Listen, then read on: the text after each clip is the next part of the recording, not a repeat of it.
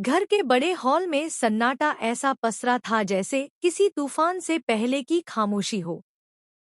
चंद्रिका का चेहरा पत्थर की तरह अकड़ा हुआ था और सामने खड़ा देव एक एक पल मानो सांस रोककर जी रहा था। हवा तक डरते डरते चल रही थी।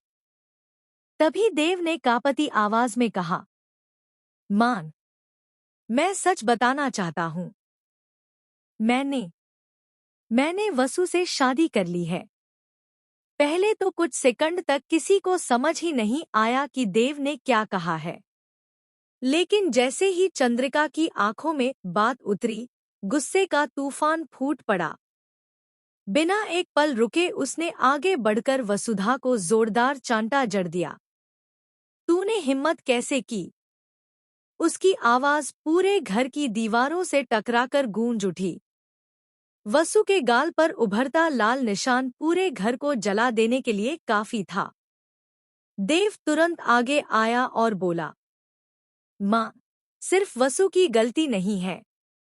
मैंने फेरे लिए हैं उससे, पूरे रीति रिवाज से। वह मेरी पत्नी है और इस घर की बड़ी बहू। इस बार चंद्रिका ने देव की ओर ऐसी नजरें उठाईं कि जैसे धधकती आग को किसी ने हवा दे दी हो। मेरे जीते जी इस घर की बड़ी बहू कभी वसुधा नहीं बन सकती। यह मेरा आखिरी फैसला है। इसके बाद पूरा कमरा जैसे किसी गुप्त धमाके की गंध से भर गया। लोग एक दूसरे को देखने लगे।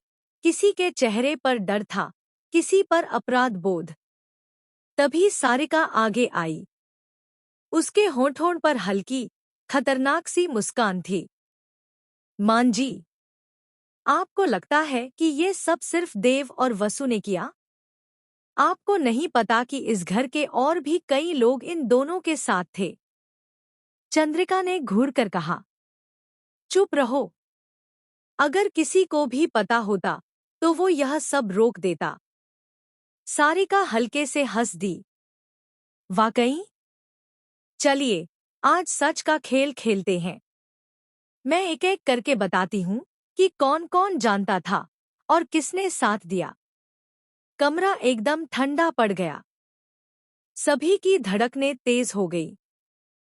पहले उसने अविनाश की ओर उंगली उठाई। इनका पता था, लेकिन इन्होंने चुप्पी साधी। फिर दिव्या, ये भी सब जानती थी। और आखिर में सबसे जोरदार धमाका। और हुकुम सा, यानी देव के पापा।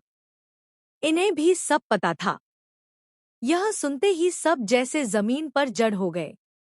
आंखें फैल गईं। सांसें थम गईं। चंद्रिका ने अपने पति की ओर देखा, विश्वास और विश्वासघात के बीच किसी डूबते हुए इंसान की तरह। पर सबसे ज्यादा बड़ा झटका लगा वसुधा को। वो स्तब्ध रह गई। उसे समझ ही नहीं आया कि उसके साथ खड़े लोग